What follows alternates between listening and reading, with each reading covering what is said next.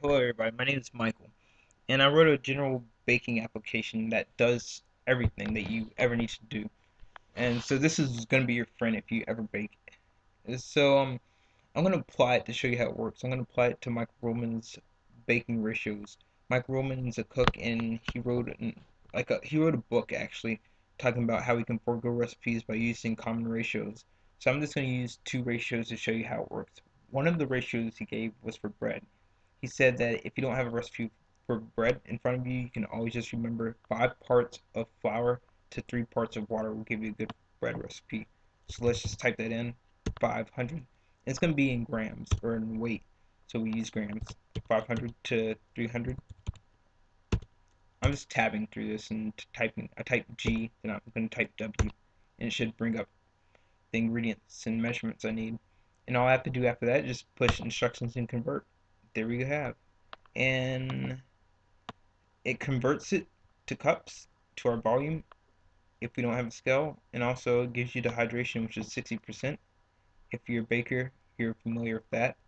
And also gives you your moistness level is 0.373. We'll talk about more of that. We'll talk about more of that later on. So another ratio he gave, I'm going to jump on to the next issue. He gave a cookie recipe. So it's 300 to 200 parts of fat. Let's just use butter, B. There we go. And 1 part of sugar. There we go. And it converts. And this is what we have. We have 0.219 and 21.9 or 21.88. And it gives us our recipe for cookies, which is 2 cups, 3/4 of a cup, plus 2 tablespoons, plus half a cup of white sugar. And you may wonder what these numbers I called out over here are under characteristic information. I'm going to show you right quick. If you go up to this poster, you're going to see a map of all the baked goods that you can possibly imagine. And that earlier number that we had for bread was 0.373. If you have a ratio, how do you know it's actually good? You look at this chart and you see 0.373 is right here between 0.35 and zero point 0.4, and this will be a bread, so it's a good recipe. And another thing you can do is you can remember that number that we had is 21.8 or 21.9 and 21.88.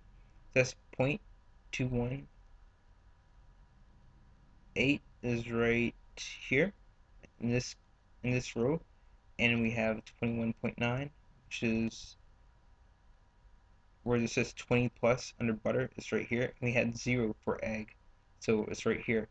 No, it's right here. There we go. And this is great.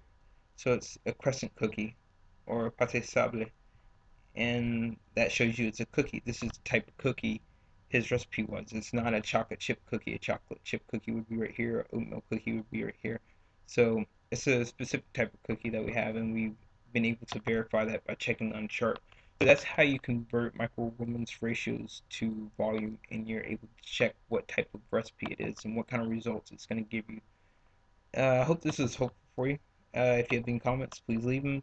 Uh, have a good day, good night, bye bye, till next time.